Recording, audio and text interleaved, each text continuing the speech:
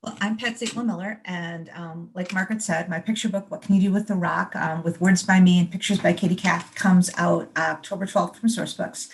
And the genesis for the book started way back in 2011 when I was reading Stars by Mary Lynn Ray and Marla Frazee to my youngest daughter, who was 9 at the time.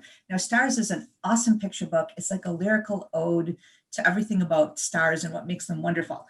And there's a line in it that says, having a star in your pocket is like having your best rock in your pocket, but different because a star is different than a rock. And I read that line to my daughter, and she looked at me and she said, "Well, duh, mom, a rock's better." And I laughed because at 9, she was going through this huge rock phase. We had rocks stacked up the steps leading to our front porch. We had a big rock by our front door. We had rocks on the ledges of the window outside of our house. We had rocks in the closet and the bed. She actually had, which I kept, this box that she created that's like, full of rocks. So we had rocks everywhere. And Sonia was never really into the sciencey aspects of rocks. She didn't care if they were igneous, sedimentary, or metamorphic. She didn't care what their Latin name was. She didn't care where they came from.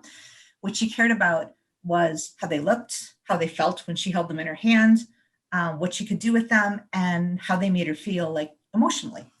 And so when I was looking for picture book ideas, I started thinking, well, could I do a picture book that somehow captured everything that Sonia felt about rocks that was maybe kind of like stars, but different.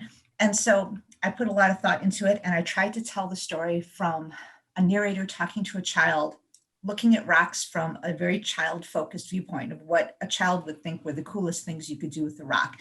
You could drop them, you could kick them, you could stack them, you could paint them, all the different things that a kid could do. And there's sort of a subtext in the book about friendship because, rocks are kind of like people.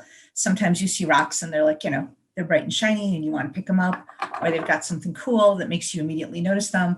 But other times, you find rocks and they look kind of dull and gray and boring. But then if you look a little further, they've got cool stuff on the inside. And people are like that too.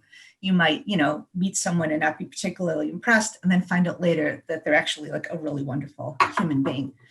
So that's what the book is. And Kitty Kath did an awesome job on the art, both of like showing all the different rocks. I mean, I can't imagine the research that she did, plus showing the family and the growing friendship. And even though the book focuses more on, kind of the magical pull that rocks have for kids, there's a lot of back matter that talks about the science aspect of it. So you could totally use it, as an intro to rocks and then get into the more sciencey aspect of things. And then Margaret said we should share a library story. And my library story is like, I was a bookmobile kid growing up. I lived in Oshkosh, Wisconsin, where they made the overalls. And there was a bookmobile that came like 3 blocks from my house twice a week. I was there every time it came, and I would take home as many books as I could carry because we didn't have a lot of books in my house as a kid. I only remember 3 picture books that my family actually owned tangible copies of. But through the library, I had access to like any book I could want. And I really think that helped me, become somebody who wanted to write picture books. So thank you so much for having me.